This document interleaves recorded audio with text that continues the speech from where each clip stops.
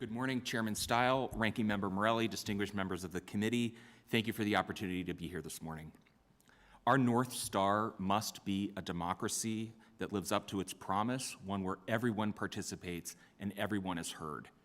It's why we have the freedom to vote. The late, great American hero, Representative John Lewis, said it best. It is the most powerful nonviolent tool we have in a democratic society. The freedom to vote is political speech. It's the power to have a voice in our democracy. And political speech has been under attack. Voter suppression, gerrymandering, and the undue influence of big money in politics form a trifecta that silences voters. Today we're focusing on money in politics. The Supreme Court's decisions in Citizens United and McCutcheon ripped a massive tear in the fabric of laws that Congress passed to stop corruption and bring transparency to our elections.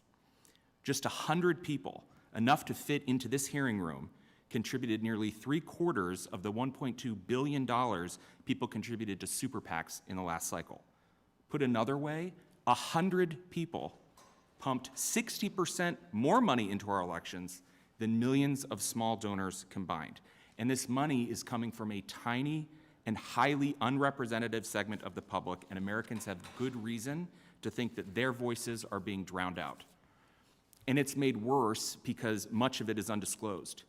Since Citizens United, according to the nonpartisan Open Secrets, at least $3 of every $10 in outside spending reported to the FEC since Citizens United can be traced to dark money groups. Justice Kennedy wrote in Citizens United in a provision to the opinion that had the support of 8 out of 9 justices that, quote, disclosure enables the electorate to make informed decisions and give proper weight to speakers and messages and lets voters make informed choices in the political marketplace. So transparency in campaign spending protects voters' right to know who is speaking to them and who is trying to influence their votes on Election Day, and so that they can give proper weight to different speakers and messages, as Justice Kennedy wrote. It stops corruption, and it makes sure we can enforce our campaign finance laws in the first place. Consider a scandal that has rocked Ohio.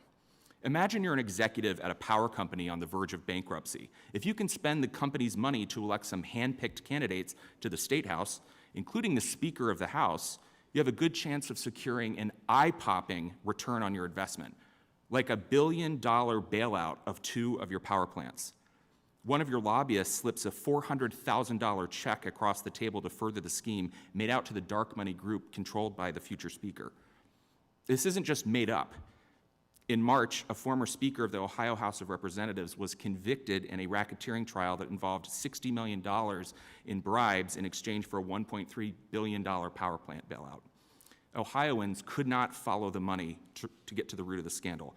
And it doesn't have to be this way, and it's solvable, and there's momentum in the states. Take Arizona.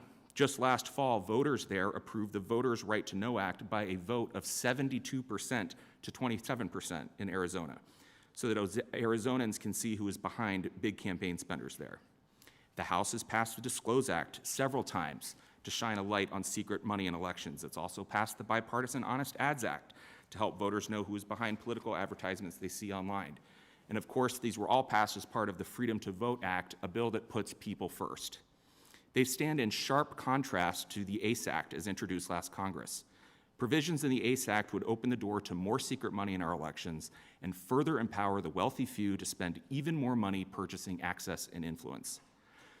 You know, the other day I was looking at the most recent turnout statistics that came out from the Census Bureau. About half of eligible voters sat out the election last year. And in 2020, a high watermark for turnout, roughly 1/3 of eligible voters sat it out. So their political speech went unspoken at the ballot box. So as we hold ourselves out as democracy's gold standard, we have to do more to ensure that everyone can participate and everyone can be heard, where our government is representative and reflective and responsive to the people that it serves. That's what will strengthen confidence in elections and vindicate the most fundamental freedom that we have, the freedom of one person, one vote. Thank you.